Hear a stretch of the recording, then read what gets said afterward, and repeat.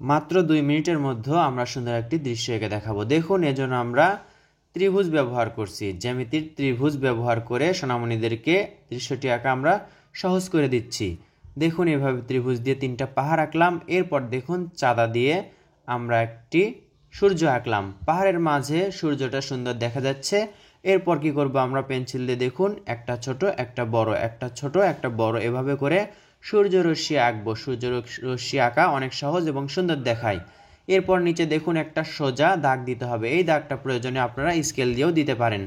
এরপর আমরা কি করব, নিচে দেখুন একটা ছোট গোল একটা বড় গোল, একটা ছোট গোল একটা বড় গোল, এইভাবে করে আমরা পাহাড়ের নিচে গাছপালা আঁকবো। আমরা দেখুন, আমরা ব্যবহার করছি 4B pencil. 2B pencil 4B pencil ড্রয়িংয়ের জন্য ভালো।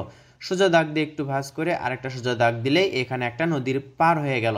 নদীর পার হওয়ার পর আমরা একটি নৌকা আঁকবো। নৌকা আঁকা অনেক সহজ। দেখুন, এইভাবে একটা নৌকা আঁকলাম, ছোট্ট রিঙ্গি নৌকা। নৌকা আঁকার নিচে আমরা পানির ঢেউ দিব এবং এই নৌকাটা এখানে দড়ি দিয়ে খুঁটির সাথে বাঁধা অবস্থায় আছে।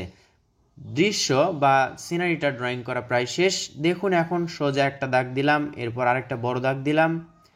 এটা আমরা ঘরের চালা আঁকলাম। ঘরের শেপ আঁকা অনেক সহজ। ভিডিওটি দেখে শিখে নিন কীভাবে সহজে দৃশ্য আঁকতে হয়, সোনামণিদেরকে শেখাতে হয়। এরকম সহজ সহজ দৃশ্য পেতে আমাদের সাথে থাকুন, শিখুন, অন্যকেও শেখান।